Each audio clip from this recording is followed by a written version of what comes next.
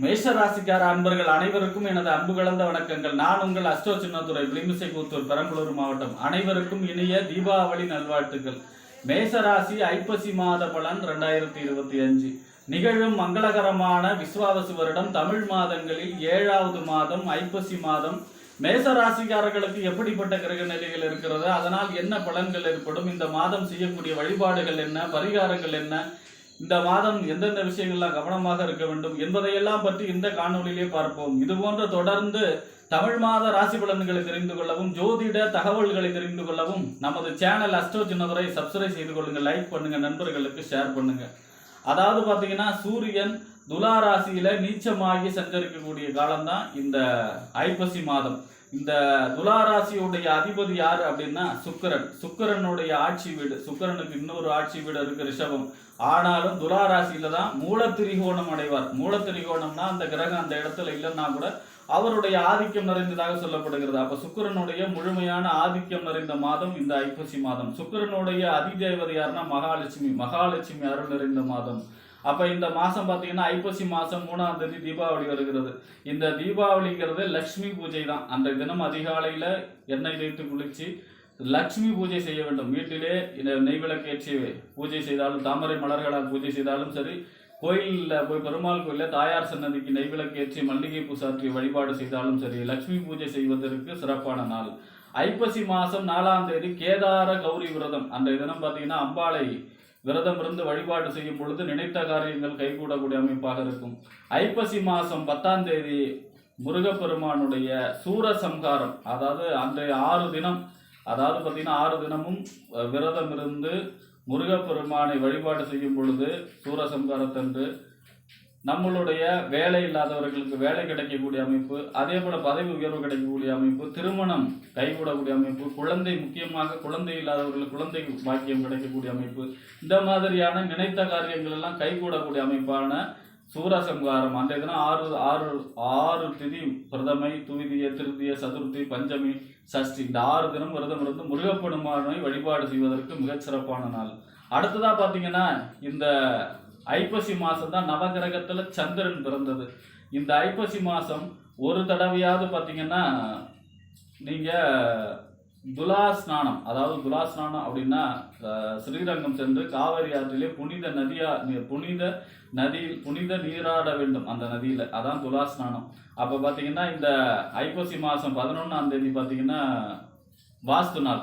வீடு கிரக ஆரம்பம், அதாவது வீடு மனை கொள்வதற்கு, புதுசா வீடு கட்டுறதுக்கு, மனை கொள்வதற்கு, கிரக ஆரம்பம் செய்வதற்கு மிகச் சிறப்பான நாள். ஆக இப்படிப்பட்ட சிறப்பு வாய்ந்த இந்த ஐப்பசி மாசத்துல மேசராசியை பொறுத்த வரைக்கும் இந்த மாசம் முதல் ஐப்பசி மாசம் 1ஆம் தேதி குரு அதிசாரங்கமாக மிதுனத்திலிருந்து உச்சமாக கடகத்துல செஞ்சிருக்கிறார்.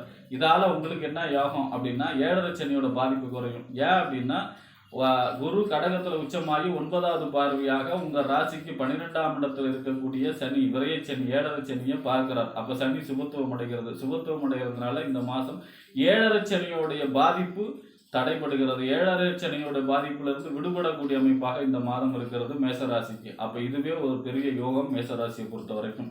அடுத்ததா பாத்தீங்கன்னா உங்க ராசிநாதன் செவ்வாய். உங்க ராசிக்கு 8ஆம் இடத்துக்கும் அதிபதி செவ்வாய் தான். அப்ப செவ்வாய் பாத்தீங்கன்னா உங்க ராசிக்கு 7ஆம் இடத்துல செஞ்சிருக்கிறார் 10ஆம் தேதி வரை. 7ஆம் இடத்துலங்கிறது என்ன, கணவன் அல்லது மனைவி ஸ்தானம், நண்பர்கள் ஸ்தானம், கூட்டு தொழில், சமூகம், வாடிக்கையாளர்கள் எல்லாம் சொல்லக்கூடிய இடம்.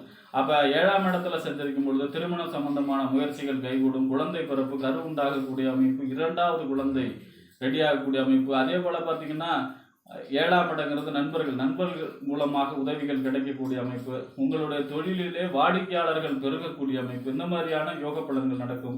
அடுத்ததா பாத்தீங்கன்னா 10ஆம் தேதிக்கு பிறகு 8ஆம் இடத்துல சஞ்சரிப்பார். 8ஆம் இடத்துல ஆட்சி பெற்று சஞ்சரிக்கிறார். இந்த ஆட்சி பெற்று உங்க ராசிநாத செவ்வாவை உச்சமான குரு 5வது பார்வையா பார்க்கிறார். இப்ப 8ஆம் இடங்கிறது என்ன, எதிர்பாராத லாபம், எதிர்பாராத நஷ்டம் ரெண்டையும் சொல்லும். அப்ப உங்க ராசிநாதன் ஆட்சி பெற்றிருக்கார். 5வது பார்வையா உச்சமான குரு பார்க்கிறார், அதிசாரமா வந்த குரு. அதனால பாத்தீங்கன்னா எதிர்பாராத தனலாபம், எதிர்பாராத அதிர்ஷ்டம், எதிர்பாராத நன்மை, எதிர்பாராத ஒரு பெரிய நன்மையை சொல்லக்கூடிய அமைப்பாக இருக்கும் இந்த மாதம் செவ்வாயை பொறுத்த வரைக்கும் உங்க ராசிநாதன். அடுத்ததா பாத்தீங்கன்னா உங்க ராசிக்கு 2ஆம் இடம். வாக்கு, தனம், குடும்பம், வருமானம்னு சொல்லக்கூடிய 2ஆம் இடத்திற்கும் 7ஆம் இடம் என்று சொல்லக்கூடிய கணவன் அல்லது மனைவி ஸ்தானம், நண்பர்கள் ஸ்தானம், கூட்டு தொழில், சமூகம், வாடிக்கையாளர்கள் சொல்லக்கூடிய இடம். இந்த 2க்கும் 7க்கும் உடையவர் யார் அப்படின்னா சுக்கிரன். சுக்கிரன் உங்க ராசிக்கு 6ஆம் இடம், நோய் எதிரி, வம்பு வழக்கு, கடன், உத்தியோகஸ்தானம் சொல்லக்கூடிய 6ஆம் இடத்துல நீச்சமாகி சஞ்சரிக்கிறார். பொதுவாக நீச்சமாகி 16ஆம் தேதி வரை சஞ்சரித்தாலும் 16ஆம் தேதி வரை மகாலட்சுமி வழிபாடு, வெள்ளிக்கிழமையில பெருமாள் கோயில தாயார் சன்னதிக்கு சென்று மகாலட்சுமி வழிபாடு செய்யணும். ஏன்னா 2ஆம் இடத்த அதிபதி 6ல் அமர்ந்தாருன்னா பொருளாதார சம்பந்தமான பிரச்சனைகளை கொடுக்கும்.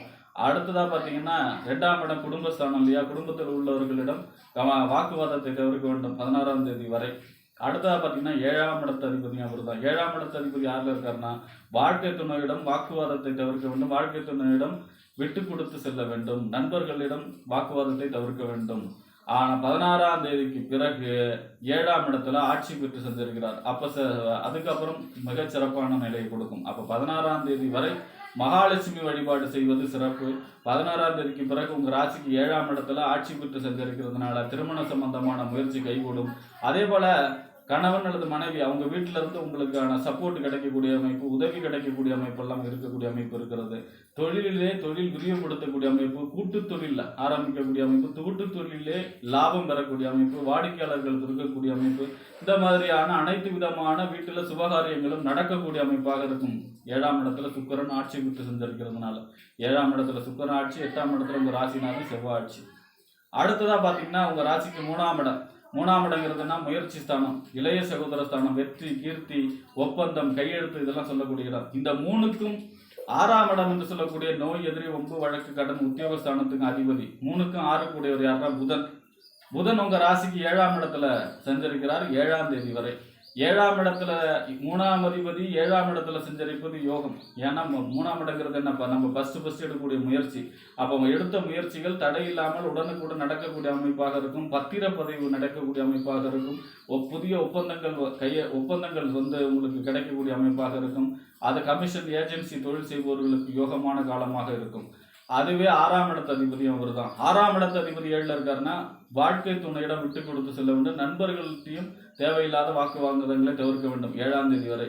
7ஆம் தேதிக்கு அப்புறம் பார்த்தீங்கன்னா உங்கள் ராசிக்கு 8ஆம் இடத்துல போய் உங்கள் ராசிநாதனோட குரு உச்சமற்ற குருவுடைய பார்வையோட சேர்ந்து சஞ்சரிக்க போகிறார். பொதுவாக 3ஆம் இடத்த அதிபதி 8ல் சஞ்சரித்தாலும் குரு பார்வை இருக்கிறதுனால எடுத்த முயற்சி ஒரு ஃபர்ஸ்ட் தடை இருந்தாலும் அப்புறம் நடக்கக்கூடிய அமைப்பாக இருக்கும். இளைய சகோதரிடம் விட்டு கொடுத்து செல்ல வேண்டும். ஒப்பந்தம், கையெழுத்து, இந்த மாதிரியான விஷயங்கள்ல ஒரு தடவைக்கு 2 தடவை படிச்சு பார்க்கறது நல்லது 7ஆம் தேதிக்கு அப்புறம்.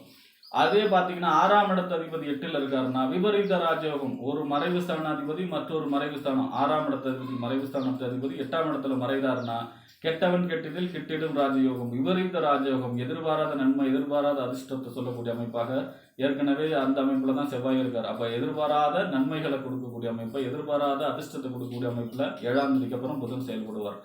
அடுத்ததா பாத்தீங்கன்னா உங்க ராசிக்கு 5ஆம் இடத்து அதிபதி உத்தரஸ்தானம், புத்தி, சிந்தனை, செயல்திறன், பதவி, விளையாட்டு எல்லாம் சொல்லக்கூடிய 5ஆம் இடத்துக்கு அதிபதி சூரியன் 7ஆம் இடத்துல நீச்சமாகி செஞ்சிருக்கிறார். பொதுவாக 5ஆம் இடத்து அதிபதி 7ல் செஞ்சிருப்பது யோகம்.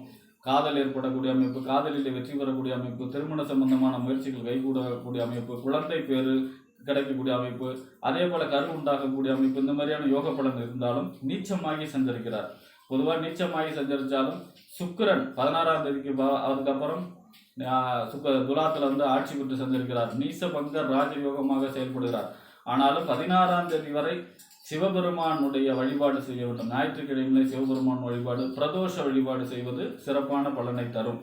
ஆக இந்த மாதம் மேஷராசியை பொறுத்த வரைக்கும் ஐப்பசி மாதம் 7.5 சனியோட பாதிப்பு குறைகிறது. ஏன்னா சனியை குரு பார்க்கறதுனால.